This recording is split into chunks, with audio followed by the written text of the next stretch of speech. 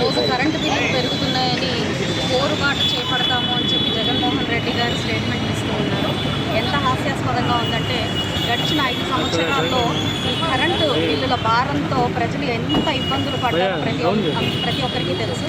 యావత్ రాష్ట్రం మొత్తం కూడా అంధకారమయం చేసిన ఘనత మన వైఎస్ఆర్సీపీ ప్రభుత్వానిదే అని కూడా ప్రజలు ఇంకా మర్చిపోలేదు. అప్పుడే మళ్ళీ కరెంటు బిల్లులు పెరుగుతున్నాయి అని చెప్పి దానికి ఏదో మీరు కోరు తలపెడతామని చెప్తూ ఉన్నారు.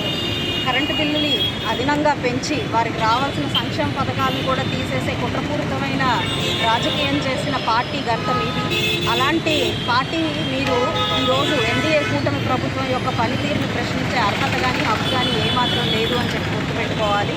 ఈరోజు గ్రీన్ ఎనర్జీ మీద, సోలార్ ఎనర్జీ మీద, ప్రత్యామ్నాయ ఎనర్జీ సోర్సెస్ మీద దృష్టి పెట్టి వాటిని విస్తృతంగా పెంచే ఒక అద్భుతమైన భావాలతో ఎన్డీఏ కూటమి ప్రభుత్వం నారా చంద్రబాబు నాయుడు గారు కృషి చేస్తున్న నేపథ్యంలో మీరు ఇంకా కరెంటు బిల్లులు పెరుగుతున్నాయి, లేదంటే కరెంటు బిల్లు పెంచుతున్నాము అని చెప్పి ఏదైతే గాలి మాటలతో ముందుకు వెళ్ళాలి అని అనుకుంటున్నారో వాటిని ఏ పరిస్థితుల్లో కూడా ప్రజలు నమ్మే పరిస్థితుల్లో లేరు. ప్రజలందరికీ కూడా గడిచిన 5 సంవత్సరాల్లో ఎలా ఉండకూడదు, ఎవరిని ఎన్నుకోకూడదు అన్నది చాలా బాగా చాలా విస్తృతంగా చాలా చక్కగా మీరు చెప్పడం జరిగింది. కాబట్టి ఇప్పుడు మీరు ఏమి చేసినా కూడా ప్రజలు ఎట్టి పరిస్థితుల్లో నమ్మబోయేది లేదు. నిజమైన పార్టీగా, పార్టీ నాయకులుగా గెలిచిన ఏ 11 సీట్లు అయితే ఉన్నాయో ఆ యొక్క ప్రజలకి మంచి చేసే ప్రయత్నం